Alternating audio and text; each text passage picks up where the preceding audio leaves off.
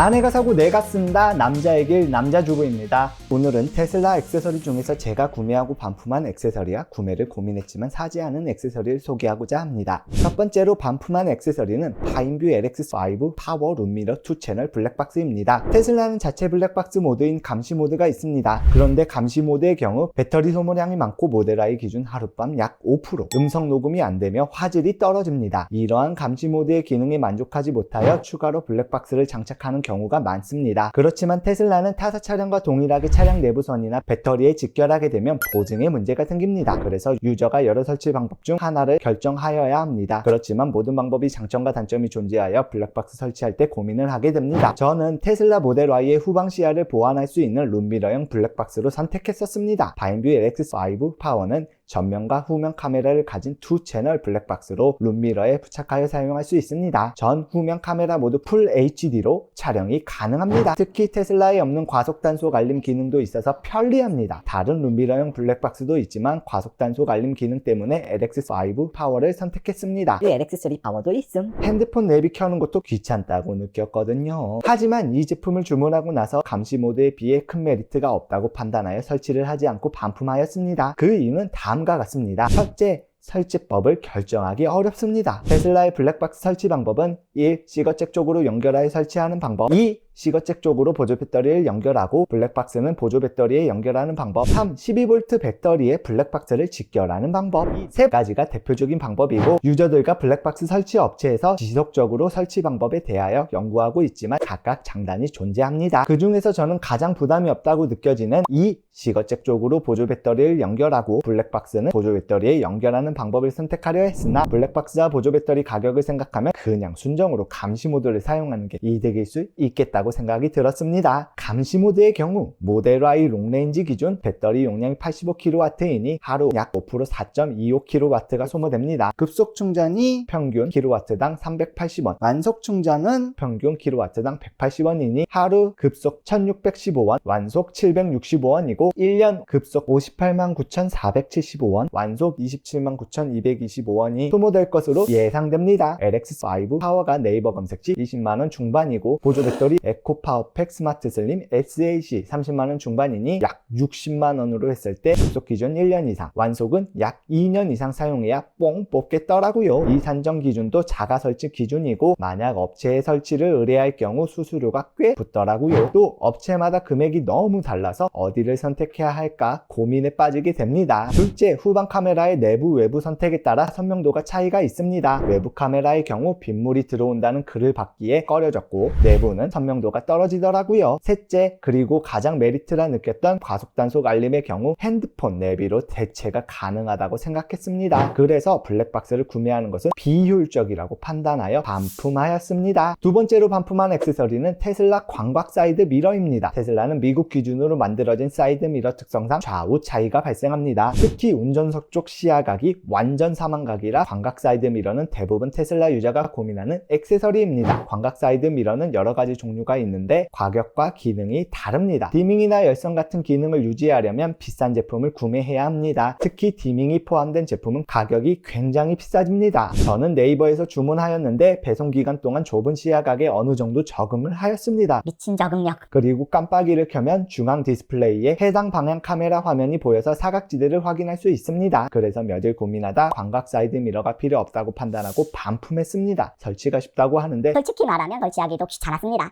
세 번째로 구매를 고민했지만 구매하지 않은 액세서리는 테슬라 휠 커버입니다. 테슬라는 옵션에 따라 휠 커버가 다르게 출고됩니다. 모델 Y의 경우 롱레인지는 은색과 검정이 섞인 휠 커버인데 솔직히 안 예쁩니다. 퍼포먼스와 같은 검정 휠 커버가 훨씬 멋집니다. 마치 갬성 한 스푼 추가한 느낌이랄까. 그래서 저도 처음에 차량 받고 나서 미친 듯이 검색하여 거의 구매할 뻔했습니다. 하지만 구매 전 주차 중에 타이어와 휠 커버를 긁어버렸습니다. 반대쪽도요. 그래서 제가 한 결심은 이거였습니다. 차량에 익숙해지고 나서 감성 추가해주기로요. 여러분도 처음부터 구매하지 말고 우선 휠 커버를 마음껏 긁고 차량에 익숙해지신 다음에 사시는 것이 좋을 것 같습니다. 이상으로 테슬라 액세서리 중에서 제가 구매하고 반품한 액세서리와 구매를 고민했지만 사지 않은 액세서리를 소개해보았습니다. 여러분은 어떤 액세서리를 구매하셨나요?